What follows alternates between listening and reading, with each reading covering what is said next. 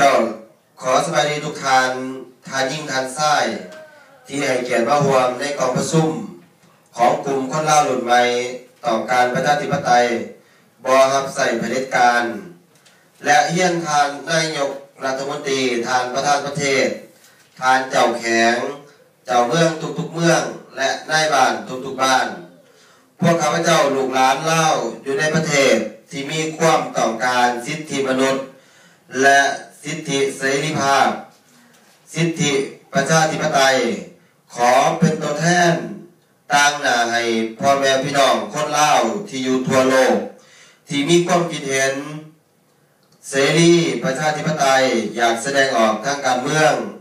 ดังนั้นข้าพเจ้าจึงมาร่วมกองประชุมและจัดกองประชุมขึ้น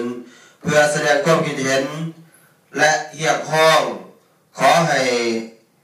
รัฐบาลฝ่ายบริหารผู้มีอำนาจสูงสุดให้อิสรภาพทางความคิดและอิสรภาพทางด้านการแสดงออกและขอให้เคารพสิทธิประชาชนยกเลิกกฎหมายที่ห้ามบ่ให้ประชาชนออกมาวิพากษ์วิจารณ์หรือห้ามประชาชนใส่สื่อออนไลน์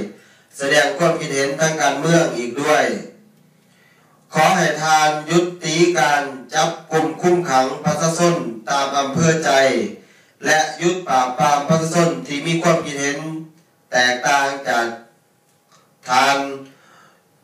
ยึดเอาที่ดินของประชาชนไปให้ต่างชาติ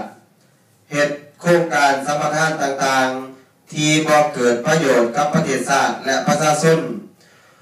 หยุดการตัดไม้ทำลายป่าหรือหยุดการขุดค้นเอาทรัพย์สมบัติของชาติมานำใส่โดยบ่เกิดประโยชน์กับชาติและกับประชาชนขอเรียกร้องให้ภาครัฐอนุญาตให้องค์การตรวจสอบสากลและหรือสหประชาชาติเข้าไปตรวจสอบเพื่อช่วยเหลือนักโทษการเมืองหรือประชาชนผู้บริสุทธิ์ที่ฐานจับไปขังอย่างเช่นนางคำพุทธมีตันหรือทานสมบัติสมพรดังนั้นพวกเขาออกมาเรียกร้องสิทธิมนุษย์ก็ย้อนเห็นว่าที่ผ่านมาการแก้ไขของรัฐบาลเรื่องสิทธิมนุษย์ภายในลาวยังบ่ได้รับการแก้ไขที่แท้จริง